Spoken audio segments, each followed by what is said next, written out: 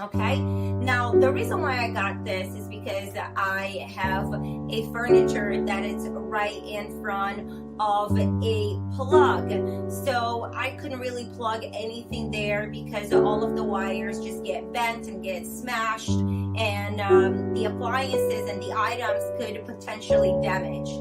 So what I did, now it's fully secured and I can go ahead and start plugging in anything that I need to plug in there. And look at that. We are able to plug in. This is pretty much it for this USB with 5 outlet plugs on it.